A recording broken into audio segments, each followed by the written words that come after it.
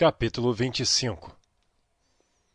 Entrando, pois, Festo na província, subiu dali a 3 dias de Cesareia a Jerusalém. Eu, sumo sacerdote, e os principais dos judeus compareceram perante ele contra Paulo. Ele rogaram, pedindo, como favor contra ele, que o fizesse vir a Jerusalém, armando ciladas para o matarem no caminho. Mas Festo respondeu que Paulo estava guardado em Cesareia, e que ele brevemente partiria para lá. Os que, pois, disse dentre vós, têm poder, desçam comigo, e se nesse homem houver algum crime, acusem-no. E, havendo-se demorado entre eles mais de 10 dias, desceu a Cesareia. E no dia seguinte, assentando-se no tribunal, mandou que trouxessem Paulo. E chegando ele, rodearam-no os judeus que haviam descido de Jerusalém, trazendo contra Paulo muitas e graves acusações, que não podiam provar. Mas ele, em sua defesa, disse: Eu não pequei em coisa alguma contra a lei dos judeus, nem contra o templo, nem contra César. Todavia Festo, querendo comprazer a judeus, respondendo a Paulo, disse: Queres tu subir a Jerusalém e ser lá perante mim julgado acerca destas coisas? Mas Paulo disse: Estou perante o tribunal de César, onde convém que seja julgado. Não fiz agravo algum aos judeus, como tu muito bem sabes. Se fiz algum agravo, ou cometi alguma coisa digna de morte, não recuso morrer. Mas se nada há das coisas de que eles me acusam, ninguém me pode entregar a eles. Apelo para César. Então Festo, tendo falado com o conselho, respondeu: Apelaste para César? Para César irás. E passados alguns dias, o rei Agripa e Berenice vieram a Cesareia, a saudar Festo. E como ali ficassem muitos dias, Festo contou ao rei os negócios de Paulo, dizendo: Um certo homem foi deixado por Félix aqui preso, por cujo respeito os principais dos sacerdotes e os anciãos dos judeus, estando eu em Jerusalém, compareceram perante mim, pedindo sentença contra ele. Aos quais respondi não ser costume dos romanos entregar algum homem à morte, sem que o acusado tenha presentes os seus acusadores, e possa defender-se da acusação.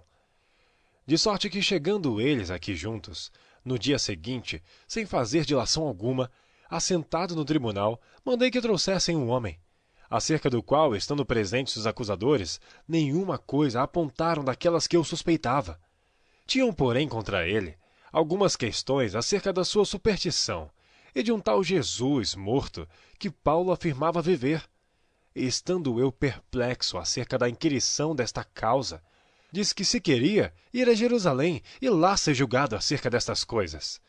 E apelando Paulo para que fosse reservado ao conhecimento de Augusto, mandei que o guardassem até que o envie a César. Então Agripa disse a Festo: Bem quisera eu também ouvir esse homem. E ele disse: Amanhã o ouvirás. E no dia seguinte, vindo Agripa e Berenice, com muito aparato, entraram no auditório com os tribunos e homens principais da cidade, sendo trazido Paulo por mandado de Festo. E Festo disse: Rei Agripa, e todos os senhores que estáis presentes conosco, aqui vedes um homem de quem toda a multidão dos judeus me tem falado, tanto em Jerusalém como aqui, clamando que não convém que viva mais. Mas achando eu que nenhuma coisa digna de morte fizera, e apelando ele mesmo também para Augusto, tenho determinado enviar-lhe, do qual não tenho coisa alguma certa que escreva ao meu senhor. E por isso, perante vós o trouxe, principalmente perante ti, ó rei Agripa, para que depois de interrogado tenha alguma coisa que escrever. Porque me parece contra a razão enviar um preso e não notificar contra ele as acusações. Capítulo 26. Depois Agripa disse a Paulo: É permitido que te defendas. Então Paulo, estendendo a mão em sua defesa, respondeu: Tenho-me por feliz, ó rei Agripa, de que perante ti me haja hoje de defender de todas as coisas de que sou acusado pelos judeus. Mormente, sabendo eu que tens conhecimento de todos os costumes e questões que há entre os judeus, por isso te rogo que me ouças com paciência. Quanto à minha vida, desde a mocidade, como decorreu desde o princípio entre os da minha nação em Jerusalém, Todos os judeus a conhecem, sabendo de mim, desde o princípio, se o quiserem testificar, que conforme a mais severa seita da nossa religião, vivi fariseu. E agora, pela esperança da promessa que por Deus foi feita a nossos pais, estou aqui e sou julgado. A qual das 12 tribos esperam chegar, servindo a Deus continuamente noite e dia. Por esta esperança, ó rei Agripa, eu sou acusado pelos judeus. Pois que? Julga-se coisa incrível entre vós, que Deus ressuscite os mortos? Bem tinha eu imaginado que contra o nome de Jesus Nazareno devia eu praticar muitos atos, o que também fiz em Jerusalém. E havendo recebido a autorização dos principais dos sacerdotes, encerrei muitos dos santos nas prisões. E quando os matavam, eu dava o meu voto contra eles. E castigando-os muitas vezes por todas as sinagogas, os obriguei a blasfemar, e enfurecido demasiadamente contra eles, até nas cidades estranhas os persegui. Sobre o que, indo então a Damasco, com poder e comissão dos principais dos sacerdotes, ao meio-dia, ó rei, vi no caminho uma luz do céu, que excedia o esplendor do sol, cuja claridade me envolveu a mim e aos que iam comigo. E caindo nós todos por terra, ouvi uma voz que me falava em língua hebraica, dizia: Saulo, Saulo, por que me persegues? Dura coisa te é recalcitrar contra os aguilhões. E disse eu: Quem és, Senhor? E ele respondeu: Eu sou Jesus, a quem tu persegues. Mas levanta-te e põe-te sobre teus pés. Porque te apareci por isto, para te pôr por ministro e testemunha, tanto das coisas que tem visto, como daquelas pelas quais te aparecerei ainda, livrando-te deste povo e dos gentios, a quem agora te envio, para lhes abrires os olhos, e das trevas os converteres à luz, e do poder de Satanás a Deus, a fim de que recebam a remissão de pecados e herança entre os que são santificados pela fé em mim. Por isso, ó rei Agripa, não fui desobediente à visão celestial. Antes, anunciei primeiramente aos que estão em Damasco e em Jerusalém, e por toda a terra da Judéia, e aos gentios, que se emendassem e se convertessem a Deus, fazendo obras dignas de arrependimento. Por causa disto, os judeus lançaram mão de mim no templo, e procuraram matar-me. Mas alcançando o socorro de Deus, ainda até o dia de hoje permaneço dando testemunho tanto a pequenos como grandes, não dizendo nada mais do que o que os profetas e Moisés disseram que devia acontecer. Isto é, que o Cristo devia padecer, e sendo o primeiro da ressurreição dentre os mortos, devia anunciar a luz a este povo e aos gentios. E dizendo ele isto em sua defesa, disse Festo em alta voz: Estás louco, Paulo! As muitas letras te fazem delirar. Mas ele disse: Não deliro, potentíssimo Festo. Antes, digo palavras de verdade e de são juízo. Porque o rei, diante de quem falo com ousadia, sabe estas coisas. Pois não creio que nada disso lhe é oculto, porque isto não se fez em qualquer canto. Crês tu nos profetas, ó rei Agripa? Bem sei que crês. E disse Agripa a Paulo: Por pouco me queres persuadir a que me faça cristão. E disse Paulo: Prover a Deus que, ou por pouco ou por muito, não somente tu, mas também todos quantos hoje me estão ouvindo, se tornassem tais qual eu sou, exceto estas cadeias. E dizendo ele isto, levantou-se o rei, o presidente e Berenice, e os que com eles estavam assentados. E apartando-se dali, falavam uns com os outros, dizendo: Este homem nada fez digno de morte ou de prisões. E Agripa disse a Festo: Bem podia soltar-se este homem, se não houver apelado para César. Capítulo 27. E como se determinou que havíamos de navegar para a Itália, entregaram Paulo e alguns outros presos a um centurião por nome Júlio, da corte augusta. E embarcando nós em um navio adramitino, partimos navegando pelos lugares da costa da Ásia, estando conosco Aristarco, macedônio de Tessalônica. E chegamos no dia seguinte a Sidom, e Júlio, tratando Paulo humanamente, lhe permitiu ir ver os amigos, para que cuidassem dele. E partindo dali, Fomos navegando abaixo de Chipre, porque os ventos eram contrários, e tendo atravessado o mar, ao longo da Cilícia e Panfilha, chegamos a Mirra, na Lícia. E achando ali o centurião, um navio de Alexandria, que navegava para a Itália, nos fez embarcar nele. E como por muitos dias navegássemos vagarosamente, havendo chegado apenas de fronte de Cínido, não nos permitindo o vento ir mais adiante, navegamos abaixo de Creta, junto de Salmone. E costeando-a dificilmente, chegamos a um lugar chamado Bons Portos, perto do qual estava a cidade de Lazéia. E passado muito tempo, e sendo já perigosa a navegação, pois também o jejum já tinha passado, Paulo os admoestava, dizendo-lhes: Senhores, vejo que a navegação há de ser incômoda, e com muito dano, não só para o navio e carga, mas também para nossas vidas. Mas o centurião cria mais no piloto e no mestre do que no que dizia Paulo. E como aquele porto não era cômodo para invernar, os mais deles foram de parecer que partisse dali para ver se podiam chegar a Fenice, que é um porto de Creta que olha para o lado do vento da África e do Coro, e invernar ali. E soprando o sul brandamente, lhes pareceu terem já o que desejavam, e fazendo-se de vela, foram de muito perto costeando Creta. Mas não muito depois, deu nela um pé de vento chamado Euroaquilão, e sendo o navio arrebatado e não podendo navegar contra o vento, dando de mão a tudo, nos deixamos ir à toa. E correndo abaixo de uma pequena ilha chamada Clauda, apenas pudemos ganhar o batel. E levado este para cima, usaram de todos os meios, cingindo o navio e temendo darem a costa na Sirte. Amainadas as velas, assim foram à toa. E andando nós, agitados por uma veemente tempestade, no dia seguinte aliviaram o navio. E ao terceiro dia, nós mesmos, com as nossas próprias mãos, lançamos ao mar a armação do navio. E não aparecendo, havia já muitos dias nem sol nem estrelas, e caindo sobre nós uma não pequena tempestade, fugiu-nos toda a esperança de nos salvarmos. E havendo já muito que não se comia, então Paulo, pondo-se em pé no meio deles, disse: Fora, na verdade, razoável, ó senhores, ter-me ouvido a mim, e não partir de Creta, e assim evitariam este incômodo e esta perda. Mas agora vos admoesto a que tenhais bom ânimo, porque não se perderá a vida de nenhum de vós, mas somente o navio.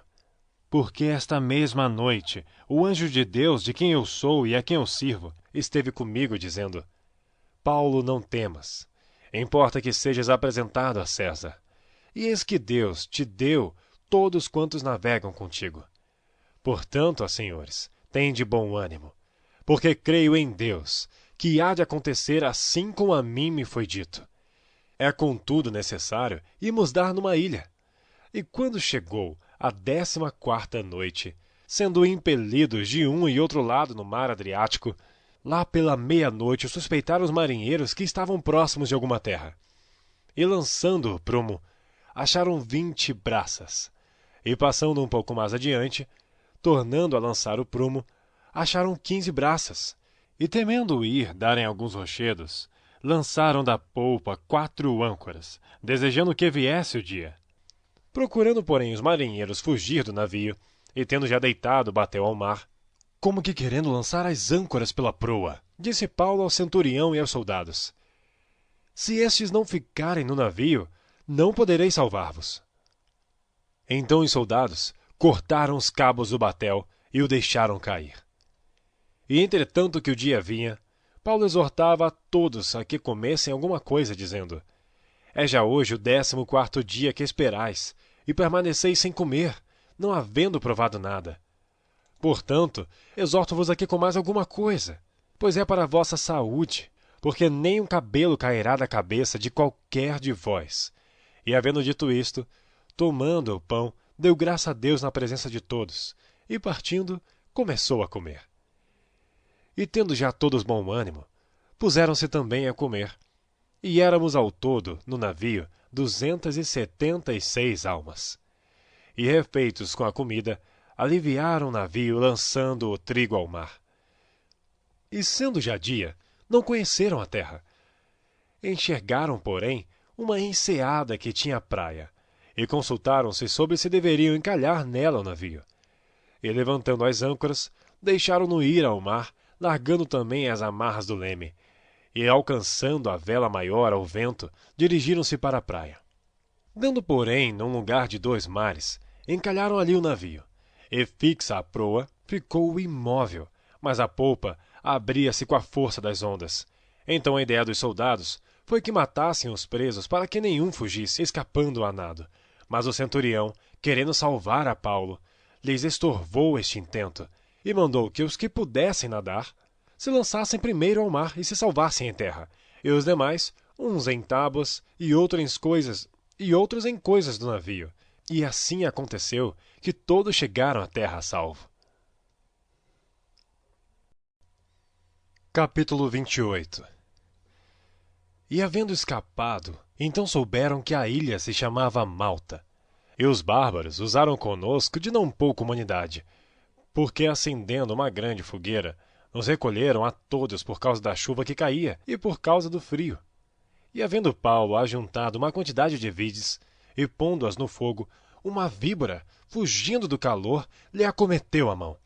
E os bárbaros, vendo-lhe a víbora pendurada na mão, diziam uns aos outros: certamente este homem é homicida, visto como, escapando do mar, a justiça não o deixa viver. Mas sacudindo ele a víbora no fogo, não sofreu nenhum mal. E eles esperavam que viesse a inchar ou a cair morto de repente. Mas tendo esperado já muito, e vendo que nenhum incômodo lhe sobrevinha, mudando de parecer, diziam que era um deus. E ali, próximo daquele lugar, havia umas herdades que pertenciam ao principal da ilha, por nome Públio, o qual nos recebeu e hospedou benignamente por 3 dias. E aconteceu estar de cama, enfermo de febre e desinteria, o pai de Públio, que Paulo foi ver, e havendo orado, pôs as mãos sobre ele e o curou. Feito, pois, isto, vieram também ter com ele os demais que na ilha tinham enfermidades, e sararam, os quais nos distinguiram também com muitas honras. E havendo de navegar, nos proveram das coisas necessárias. E 3 meses depois, partimos no navio de Alexandria, que invernara na ilha, o qual tinha por insígnia Castor e Pólux. E chegando a Siracusa, ficamos ali 3 dias, de onde indo costeando, viemos a Régio, e soprando um dia depois um vento do sul, chegamos no 2º dia a Puteoli, onde, achando alguns irmãos, nos rogaram que por 7 dias ficássemos com eles, e depois nos dirigimos a Roma. E de lá, ouvindo os irmãos novas de nós, nos saíram a encontro à praça de Ápio e às 3 vendas. E Paulo, vendo-os, deu graças a Deus e tomou ânimo. E logo que chegamos a Roma, o centurião entregou os presos ao capitão da guarda. Mas a Paulo se lhe permitiu morar por sua conta à parte, com um soldado que o guardava.